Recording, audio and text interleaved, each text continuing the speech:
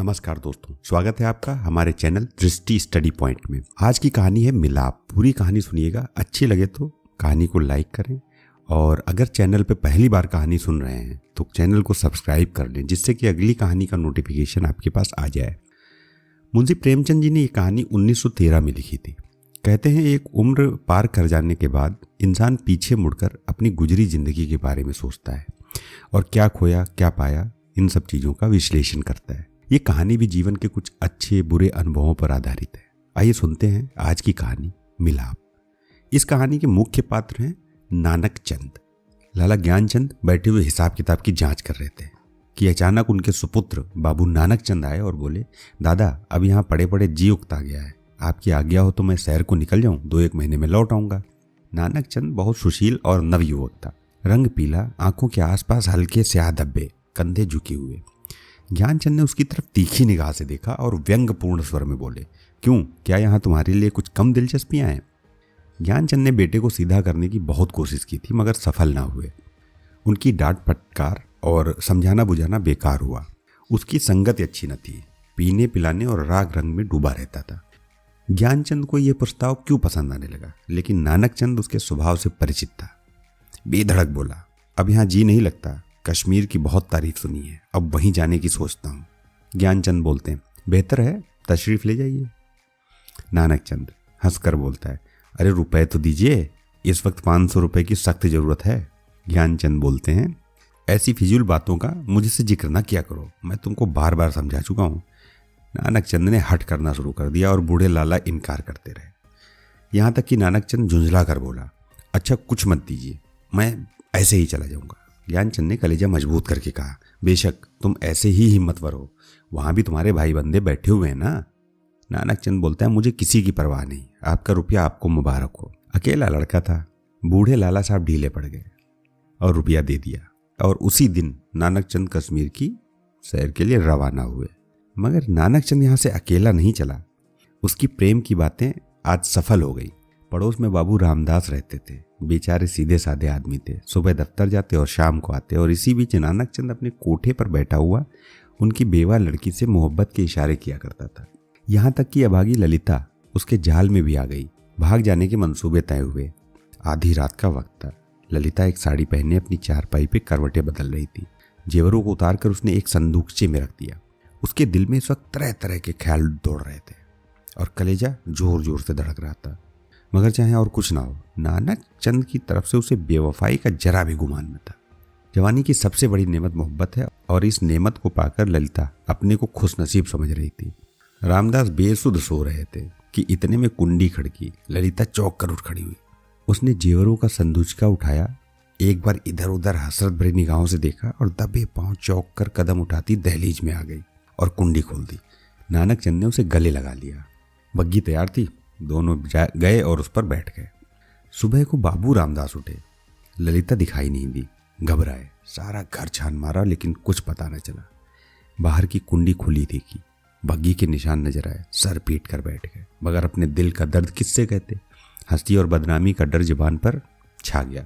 सबको बताया कि वह अपने ननिहाल गई है, मगर लाला ज्ञानचंद सुनते ही भाग गए कि कश्मीर की सैर के कुछ और ही माने थे। धीरे धीरे सारे मोहल्ले में बात फैल गई, यहाँ तक कि बाबू रामदास ने शर्म के मारे आत्महत्या तक कर ली। मोहब्बत की सरगर्मियां नतीजे की तरफ से बिल्कुल बेखबर होती हैं। नानक चंद जिस वक्त बग्घी में ललिता के साथ बैठा तो उसे इसके सिवाय और कोई ख्याल नहीं था कि युवती मेरे बगल में बैठी है जिसके दिल का मैं मालिक हूँ।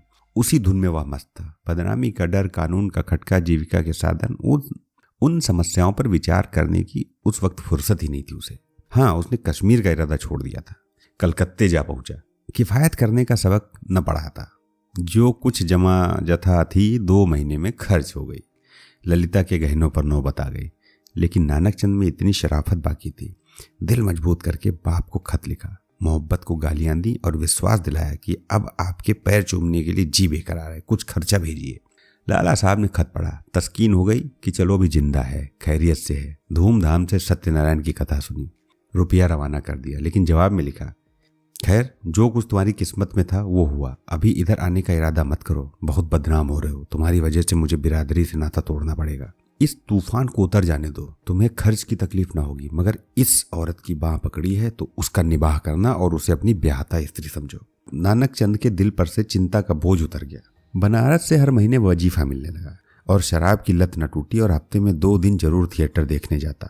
तो भी तबीयत में स्थिरता और कुछ संयम आ चला था। इस तरह कलकत्ते में उसने 3 साल काटे।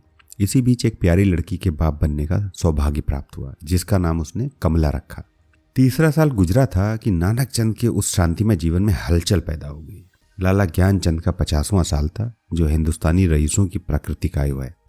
उनका स्वर्गवास हो गया और ज्यों ही यह खबर नानक चंद को मिली, वह ललिता के पास जाकर चीखे मार के रोने लगा।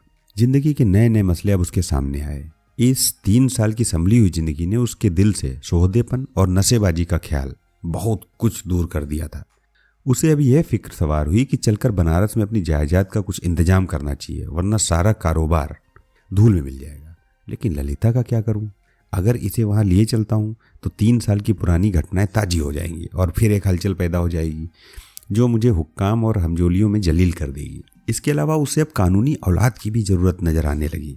यह हो सकता था कि वह ललिता को अपनी ब्याहता स्त्री मशहूर कर देता, लेकिन इस आम ख्याल को दूर करना असंभव था कि उसे भगाया गया है।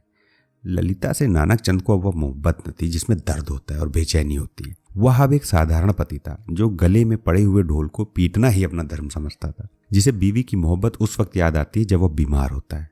सोचते सोचते उसे आखिर एक तदबीर सूझी। वह एक दिन शाम को दरिया की सैर का बहाना करके चला गया और रात को ना आया। दूसरे दिन सुबह को एक चौकीदार ललिता के पास आया और उसे थाने ले गया। ललिता हैरान थी कि माजरा क्या है। दिल में तरह तरह की दुश्चिंताएं पैदा हो रही थी। वहां जाकर जो उसने देखा तो दुनिया आंखों में अंधेरी हो गई। नानक चंद के कपड़े खून में तरबतर पड़े थे। उसकी वही सुनहरी घड़ी, वही खूबसूरत छतरी, वही रेशमी साफा, सब वहां मौजूद था। जेब में उसके नाम के छपे कार्ड थे। कोई संदेश न रहा कि नानक चंद को किसी ने कत्ल कर कर डाला हो। 2-3 हफ्ते तक थाने में तहकीकातें होती रहीं और आखिरकार खूनी का पता चल गया। पुलिस के अफसर को बड़े बड़े इनाम मिले। इस खूनी ने प्रेम की प्रतिद्वंदता के जोश में यह काम किया, मगर इधर तो गरीब बेगुनाह खूनी सूली पर चढ़ा हुआ था और वहां बनारस में नानक चंद की शादी रचाई जा रही थी। लाला नानक चंद की शादी एक रईस घराने में हुई और तब धीरे धीरे वही पुराने उठने बैठने वाले आने शुरू हुए। वही मजलिसें जमी और फिर वही सागरों मीना के दौर चले। साल भर इसी बहार में गुजरा। नई नवेली बहू घर में कुड़ कुड़ कर मर गई। तपेदिक ने उसका काम तमाम कर दिया। उसके बाद दूसरी शादी हुई, मगर इस स्त्री में नानक चंद की सौंदर्य प्रेमी आंखों के लिए कोई आकर्षण न था। इसका भी वही हाल हुआ। बिना रोए कौर मुंह में नहीं दिया गया। 3 साल में बेचारी चल बसी। तब तीसरी शादी हुई। यह औरत बहुत सुंदर थी। अच्छे आभूषणों से सुसज्जित उसने नानक चंद के दिल में जगह कर ली। एक बच्चा भी पैदा हुआ और नानक चंद आनंदों से परिचित होने लगा। दुनिया के नाते रिश्ते अपनी तरफ खींचने लगे, मगर प्लेग ने सारे मंसूबे धूल में मिला दिए। पति प्राण स्त्री मर गई। 3 बरस का प्यारा लड़का भी हाथ से गया और दिल पर ऐसा दाग छोड़ गया जिसका कोई मरहम न था। ऐसी का खात्मा हुआ। दिल पर रंजुगम छा गया और तबीयत संसार से विरक्त हो गई। जीवन की दुर्घटनाओं में अक्सर बड़े महत्व के नैतिक पहलू छुपे हुआ करते हैं। इन सदमों ने नानक चंद के दिल में मरे हुए इंसान को भी जगा दिया। जब वो निराशा के यातनापूर्ण अकेलेपन में पड़ा हुआ इन घटनाओं को याद करता तो उसका दिल रोने लगता और ऐसा मालूम होता कि ईश्वर ने मेरे पापों की मुझे सजा दी है।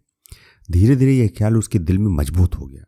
उफ, मैंने उस मासूम औरत पर कैसा जुल्म किया, कितनी बेरहमी की, यह उसी का दंड है। यह सोचते सोचते ललिता की मायूस तस्वीर उसकी आंखों के सामने खड़ी हो जाती और प्यारी मुखड़े वाली कमला अपने मरे हुए सौतेले भाई के साथ उसकी तरफ प्यार से दौड़ती हुई दिखाई देती है। इस लंबी अवधि में नानक चंद को ललिता की याद तो कई बार आई थी, मगर भोग विलास पीने पिलाने की उन कैफियतों ने कभी उसका ख्याल दिल में जमने नहीं दिया। एक धुंधला सा सपना दिखाई दिया और बिखर गया।